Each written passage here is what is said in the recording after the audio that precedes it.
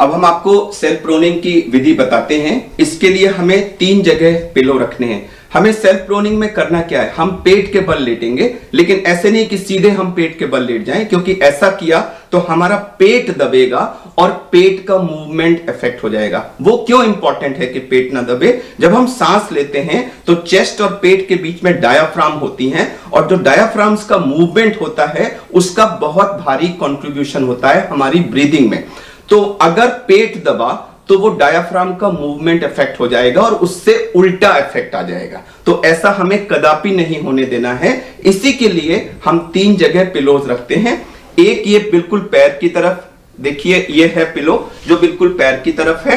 ये उतना इंपॉर्टेंट नहीं है। सबसे इंपॉर्टेंट पिलो हैं 2 या 3 या 4 आपको लेने पड़ेंगे depending on the size of your pillow, जो कि हमारी पेल्विस, जो ये है हिप बोन हम जिसे कहते हैं, इस हिप बोन के नीचे आएंगे। ध्यान रखना है कि पेट के नीचे पिलो नहीं आना है। पेट का जो लोअर मोस्ट पोर्शन है जिसको हम हिप बोन कहते हैं, ये पिलो पे आएगी।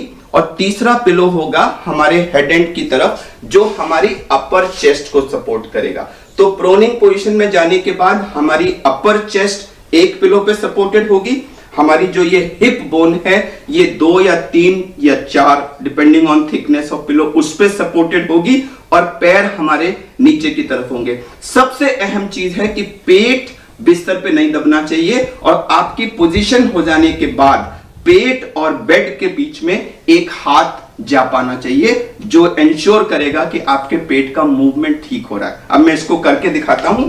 मैं झुका, पेशेंट तो लेटा होगा तो वो लेटी पोजीशन में भी कर सकते हैं, मैं आपको खड़े होकर दिखा रहा हूं। अब मैंने ये 3 पिलो लिए हैं।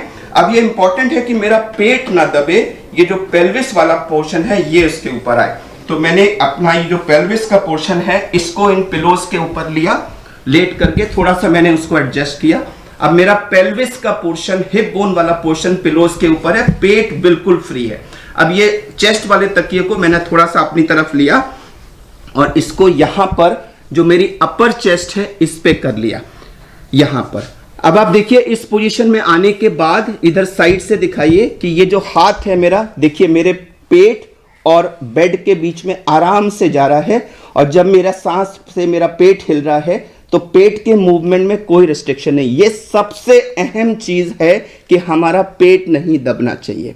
और जो तीसरा पिलो है वो मेरा पैर की तरफ है। आप देख लीजिए मैंने अपने पैर जो हैं वो पिलोज पे सपोर्ट किए। उसको आप थोड़ा बहुत आगे पीछे कर सकते हैं, और अगर अनकंफर्टेबल लगे तो हटा भी सकते हैं। अब जो हमने ये चेस्ट की तरफ पिलो रखा है इसको हम थोड़ा बहुत आगे पीछे कर सकते हैं। अब सर कैसे पोजीशन करें? कई तरीके हैं। आप या तो सीधा इसको थोड़ा ऊपर लेके अपनी थोड़ी जो है वो इस पे सपोर्ट कर सकते हैं, देखिए ऐसे हो गया। या दूसरा ऑप्शन है कि आप थोड़ा सा इसको नीचे करें, और हमने दोनों अपने हाथ ऐसे ले लिए और हमने हाथ पे इसको सपोर्ट कर लिया। और ऑक्सीजन अगर लगी है तो मास्क लगा है तो मास्क भी लगा हुआ हो सकता है, और अगर नेजल कैनुला है तो वो भी लगा हुआ हो सकता है। या मैंने अपने सर को ऐसे कर लिया, या मैंने अपने सर को ऐसे कर लिया, या फिर इसको हटा के मैंने इसको इसके ऊपर कर लिया। तो आपको चूंकि 2 घंटे तक लेटना है तो आप बीच बीच में इसकी पोजीशन चेंज कर सकते हैं। हाथों की पोजीशन जो है वो आपको कंफर्टेबल रखनी है। आप यहां भी रख सकते हैं। आपने एक हाथ साइड ऑफ द बॉडी में कर लिया, दूसरे को थोड़ा आगे पीछे कर लिया, इसको इधर कर लिया, इसको आगे पीछे कर लिया, और बीच बीच में आप थोड़ी बहुत पोजीशन चेंज कर सकते हैं। बीच में अगर संभव हो, अगर आपको थकान ना हो और ऐसा करने पे आपका ऑक्सीजन ना कम हो रहा हो, तो आप थोड़ी देर के लिए बीच में चेस्ट को ऐसे उठा करके डीप ब्रीदिंग की एक्सरसाइज भी कर सकते हैं, और फिर आप वापस आ सकते हैं। ध्यान रहे कि ये सैचुरेशन लगा के करें। अगर आपको ब्रेथलेसनेस हो रही है, टायर्डनेस हो रही है, या सैचुरेशन ऐसा करने पे ड्रॉप होता है तो ऐसा ना करें। तो ये हुई प्रोनिंग की पोजीशन, जिसमें चेस्ट के नीचे पिलो है, मेरी पेल्विस के नीचे, हिप बोन के नीचे पिलो है, और पैर के नीचे पिलो है, और मेरे पेट और बेड के बीच में जगह है। अब आइडियली 2-3 घंटे अगर आप इस पोजीशन में लेट सकें तो आप देखेंगे आधे घंटे के अंदर ही आपके सैचुरेशन में 5 से 10% का इंप्रूवमेंट आ जाएगा।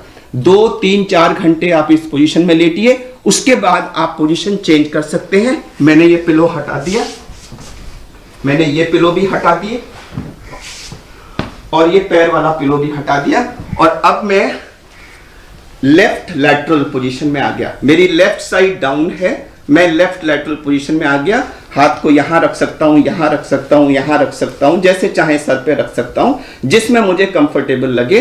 अब मैं 2 घंटे लेफ्ट लैटरल पोजीशन में लेटने की कोशिश करूंगा।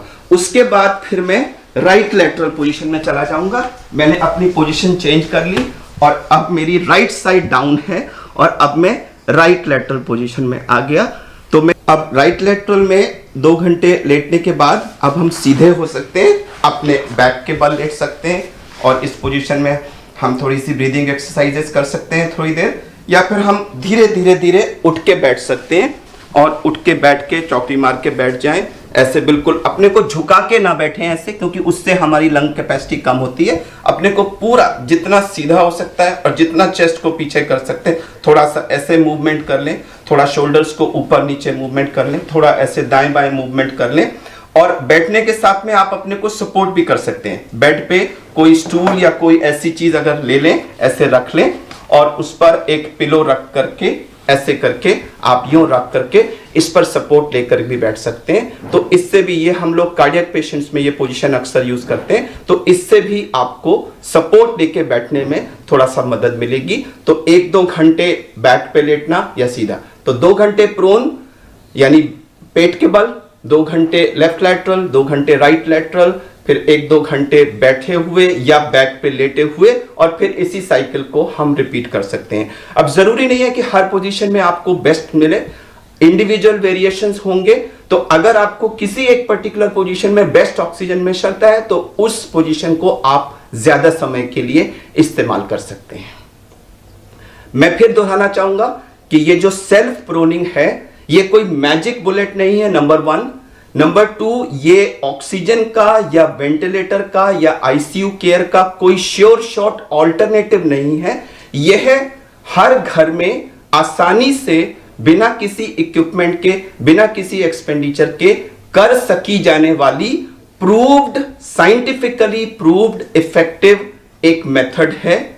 और इसको जैसे ही आपका सैचुरेशन कम होना शुरू करे, अगर आप इसको इस्तेमाल करने लगे तो तुरंत आपको 5 से 10% का ऑक्सीजनेशन में इंप्रूवमेंट मिल जाएगा, जिससे हो सकता है आपको ऑक्सीजन लगाने की जरूरत ही ना पड़े। एक, या जब तक आप ऑक्सीजन या बेड का अरेंजमेंट करते हैं तब तक कम से कम आपका सैचुरेशन इंप्रूव हो जाएगा। और अगर ऑक्सीजन भी आप लगानी पड़ी तो हो सकता है उसकी मात्रा हमें कहीं कम इस्तेमाल करनी पड़े, जो आज की तारीख में बहुत इंपॉर्टेंट है। तो ये सेल्फ प्रोनिंग एक साइंटिफिकली प्रूव्ड मेथड है। आईसीयूज में पूरी दुनिया में वेंटिलेटेड पेशेंट्स में इसका इस्तेमाल होता है, और जहां जहां रिसर्च हुई है 3/4 से ज्यादा पेशेंट्स में इससे सिग्निफिकेंट बेनिफिट प्रूव हुआ है। In fact it has been proved कि ये आईसीयू पेशेंट्स में डेथ रेट को कम करता है। तो जो इतना वेल प्रूव्ड मेथड है उसका हम घर पे इस्तेमाल क्यों ना करें। कुछ लोगों ने पूछा कि जिनका अभी ऑक्सीजन गिरना नहीं शुरू हुआ लेकिन वो अभी कोविड से पीड़ित हैं, क्या वो भी कर सकते हैं? तो कर सकते हैं, इसमें कोई नुकसान नहीं है। इसका प्रॉपर एप्लीकेशन तो उनके लिए है जिनका ऑक्सीजन गिरना शुरू हो गया, बट दूसरे लोग भी अगर belly down, right lateral, left lateral बैठा इस पोजीशन में चेंज करते रहेंगे तो कोई नुकसान नहीं होगा, फायदा भले ही हो सकता है। 4-5 कंडीशंस हैं जिसमें प्रोनिंग नहीं करनी है। एक तो गर्भवती महिलाएं, उनको ये नहीं करना है। जो लोग बहुत ज्यादा ओबीज हैं और उनकी बेली बहुत आगे पेट है, तो उनके कितने भी पिलो लगा लें आप, उनको पेट दबेगा, तो उनको नहीं करना चाहिए। अगर आप हार्ट पेशेंट हैं तो प्लीज आप इसको मत करिए, क्योंकि हो सकता है इससे आपको कुछ हार्ट फेलियर की प्रॉब्लम ना हो जाए। अगर आपकी स्पाइन की कोई मेजर प्रॉब्लम है, कोई स्पाइन की आपको स्पॉन्डिलोसिस या स्पाइन की कोई प्रोलैप्स डिस्क वगैरह की प्रॉब्लम है, आपको हिप बोन का कोई ऑपरेशन हो चुका है, पैर में किसी बोन्स वगैरह का फ्रैक्चर है या किसी चीज का ऑपरेशन हो चुका है, तो कृपया ये ना करें, क्योंकि हो सकता है कहीं उन फ्रैक्चर रिपेयर साइट्स को कहीं इससे नुकसान ना हो जाए। एक और चीज, खाना खाने के तुरंत बाद ऐसा ना करें, क्योंकि उस समय पेट थोड़ा फूला होता है, तो तुरंत बात करने से आपको उल्टी आने की या इस तरह की संभावना हो सकती है। दूसरा, अगर ऐसा करने पर आपको कोई डिस्कंफर्ट हो रहा है, बहुत तकलीफ हो रही है, तो फिर आप ऐसा ना करें। कई बार लोगों ने रिपोर्ट किया है कि जैसे ही वो प्रोन पोजीशन में जाते हैं खांसी आ जाती है, तो थोड़ी देर अगर खांसी आ रही है तो उसको टॉलरेट कर लें, जरूरत हो तो उस पोजीशन में आप नेबुलाइजर भी ले सकते हैं, और प्रायः मैंने देखा है कि थोड़ी समय के बाद वो एडजस्ट हो जाते हैं और वो खांसी कंट्रोल हो जाती है।